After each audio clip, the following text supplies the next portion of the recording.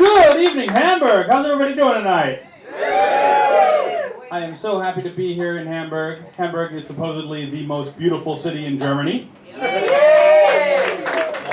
And do you know how you can tell? As soon as you arrive, you will be told by everyone here that it is the most beautiful city in Germany. And I got here and I'm like, it's raining sideways. I'll just have to take your word for it. Yes, my name is Carl. I grew up in the United States. Any other Americans here? Woo! That's about as much excitement as we get these days, you know. It's a strange thing in your life where you're like, I gotta get out of here. There's too many Nazis here. I'm gonna go to Germany. I don't know. But I'm happy to have been here. I grew up in the United States, but my dad is German. My dad's name is Wolfgang. So I do speak German, and it really surprises Germans when they hear me speaking German because they're kind of like an American who can speak a second language.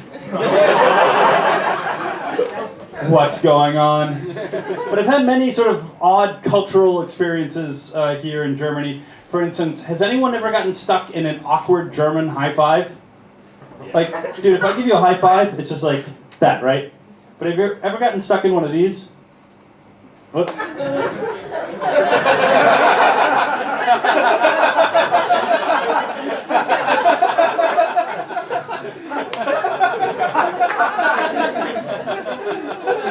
Like, what the fuck are we supposed to do now? Don't make it weird. Don't make it weird. Shit, you made it weird. Give him a round of applause. Oh, I have learned another interesting thing about the way you can tell the difference between any two cities in Germany. If you want to tell the difference between a rich city and a poor neighborhood, just go to the ATM. Go to the Geldautomat.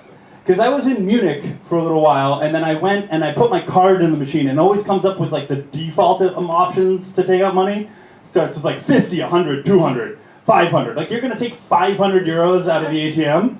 And then I got up to like Berlin, to like a poor neighborhood. I put my card in the machine. It was like 5, 10, 12, 14.50. There's a Fondautomat on the side. It's like, shit, I'm in the wrong neighborhood. Okay.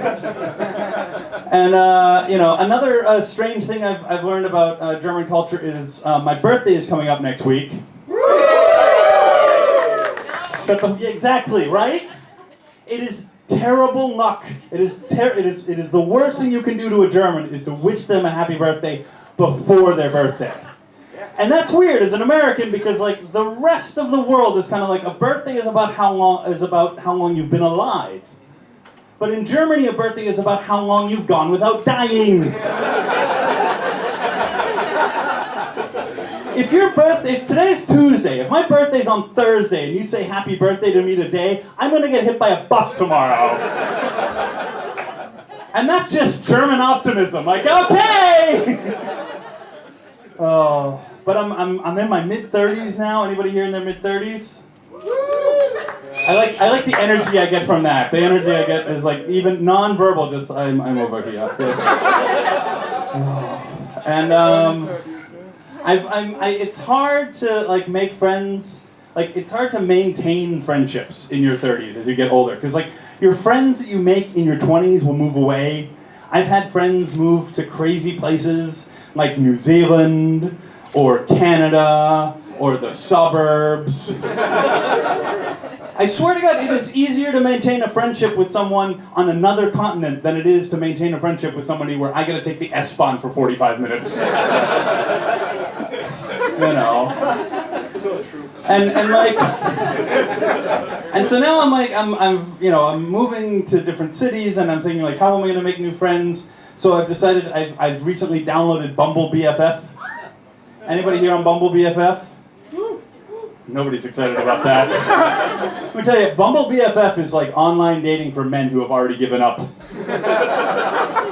It's a strange thing. Like I've been married now for a long time. I haven't dated in a while, but it's like online dating, And I like realized like I've got to put together an online dating profile for the first time to meet other dudes. And like that's kind of weird. And then that made me realize like I got to set this profile up. I'm like, well, what kind of dude am I looking for? Who is my dream man? Okay, 20s, 30s, successful, good sense of humor, ready for something serious. Because like the goal is like you want a friend with a boat, right? Like I don't want to own a boat. That's far too much money and too much responsibility. But I want a friend with a boat. So I'm like, which selfie will get me a friend with a boat? And I mentioned I'm married. Any married people here? Again, the same people the people in their 30s. Yes, me too. The same people. No, and no excitement about that. Like no. Like yeah, I'm happily married. No, just like yeah, I guess. And we got married a couple years ago, and we decided like about a year and a half ago we wanted to try and have a kid. And so we wanted to have, we had to do the thing that you want to do if you want to have a kid. It's very graphic. But here's the thing, like my wife and I were going at it like newlyweds, which we were, and it just wasn't working. Like a whole year of fucking with no condom, and it just no pregnancy. And we're like, okay, what's going on? And my wife went to the Frauenarzt, which is a very interesting word. Like, it's the lady doctor. Is she a lady? Maybe. I don't know. And my wife got a full, clean bill of health. Like, everything's okay with her. There's no issues there. She's all good. And so she went to me and she said, Carl, if it's not me, it might be you. And that meant, and that's a strange thing for a man to realize, like, in his 30s, that, like, my dick might not work. That's scary. And that means I have to go see a dick doctor. And that means that they need to have like a sample, like a specimen.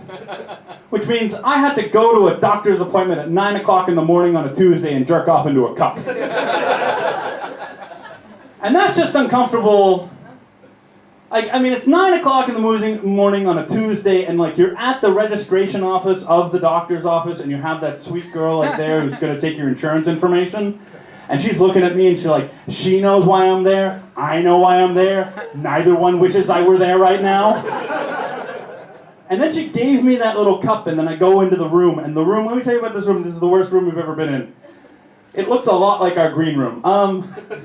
But like there's a couch on there, and you just look at that and you're like, I really don't want to sit on that couch. Oh, no. You've got like a magazine, you're like, oh.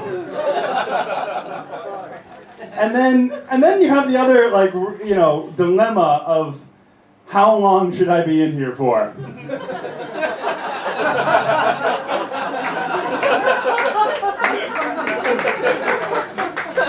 Because, like, you don't want to be in and out of there in, like, 30 seconds and be like, I'm done! But you also don't want to be in there for, like, an hour and a half where they're knocking on the door like, sir, do you need assistance? It's very scary. And then I got the results back, and they were not good. They were like, Carl, you have a low sperm count, which is fucking scary, And I wasn't sure, well, what do you do about that? And then, we just kind of kept trying. And then a couple weeks later, my wife came to me and she gave me some fantastic news. She said, Carl, I'm pregnant. And I want to tell you that in that moment, I found out that my wife was pregnant, that I was going to be a father, that I was going to have a child, that I was going to raise and show and teach and show them everything in this beautiful world, that was all I was thinking about. But if I'm really honest, in that moment when my wife said she was pregnant, the only thing I was thinking about was, my dick works! All right, that's my time. My name's Carl. Thanks very much.